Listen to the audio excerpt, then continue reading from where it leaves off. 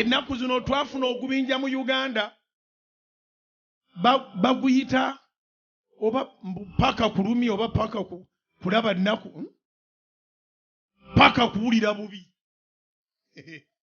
Gwa Uganda bannaffe gubinja gwabanyi banjaga baguyita paka kuwulira bubi. Akati paka kuwulira bubi oyo asobola okwetamya obulamu. Bwegendereze nnyo kubanga bw'onoowulira obubi n'omala ogwa mu kitimba kya paka kuwulira bubi naawe n'owulira bubi. Mission tojja gimaliza naye Mukama tajja kulwamaliriza. Nze nasalawo kwambalagana nabo siwulira bubi. Tujja kwetwala paka lwe balituuka mu geye naze ne nnyingira gye mbadde ndaga.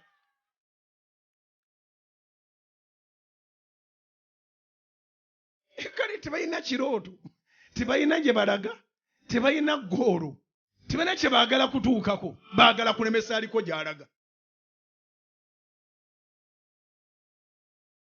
Gundi ali mu gurupu eyo gwe wandigivuddemu. Kubanga oyinza ogwa ku muntu alinga nze atawulira bubi.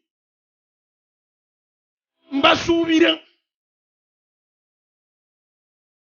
oyagala Katonda ebbanga erisigala yakuweeremu omukisa. Siba ennyama. Wangi kiŋŋambire akuliraanye. Sooka omubbuliza ekibuuzo. Oba ayagala ebbanga erisigalayo Katonda amuweeremu omukisa. Siba ennyama, funga ro.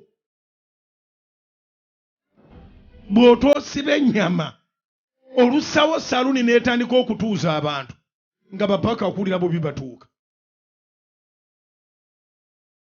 Bw'onoolunda enkoko ne ziwera nga bapaka kuwulira bubi batuuka. Ani atannabalozaako? Bw'oba tonnabalozaako tonna kye waakoze. N'okwambala obwambazi n'onyuma okumala wiiki nga bayingidde. Bo beezira Katonda gw'asaasira. Kyova olaba Katonda agenda kutwala ebintu bino pasono. Kubanga gwe bazannya naye mwana wa Katonda.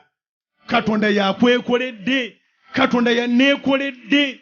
Katonda yamanyi gyannejjidde. Kino kyendi temulimu magezi ga muntu. Kino kyendi Katonda mwene. So leave alone ebyawandiikibwa ebigamba nti olutalo si lulwo lwa Mukama. Naye Katonda alina waakitwalira nga kiri pasono. Nga na buli akulumba aleetera ne bazzukulu be ekikolimo.